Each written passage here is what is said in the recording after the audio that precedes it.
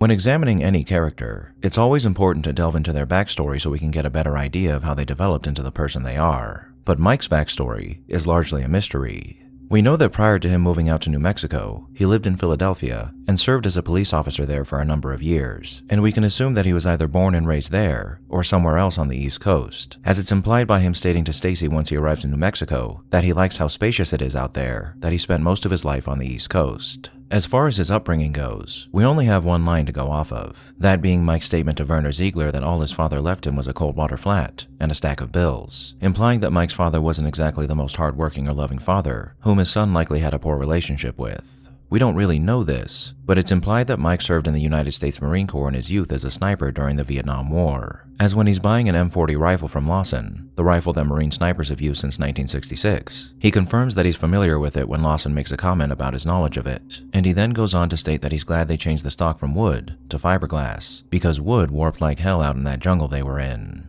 Finally, we know Mike had a wife he was married to for 22 years, and that he had a son named Matty. Now, as minimal as the details surrounding Mike's early life are, most of them actually provide us with great insight into his personality and motivations. One of the more prominent aspects of Mike's character is the fact that he's fiercely dedicated to his family and their well-being, as everything Mike did in these series, and everything he probably did before it, he did for his family. Now, that one line about his father only leaving him a cold water flat and a stack of bills might not seem too important, but considering who Mike is, this one little detail could partially explain why he's so dedicated to his family. Caring deeply for one's family isn't exactly unusual, so this component of his character might not be any deeper than him being an inherently nice person who wants what's best for his family. But because this detail is part of his character, we do have to consider that it could be his own father's lack of dedication to his family that caused Mike to prioritize his own over anything else, which would make sense. Not just because witnessing a shoddy caregiver would spur one to be a better one themselves, but because Mike isn't a person who witnesses or experiences injustices and then descends into a state of rage or blames the world for his problems. He's a man who tries to better himself so he doesn't fall into the same traps as other people, and so he doesn't become a person who treats others in a dishonorable or impassionate way.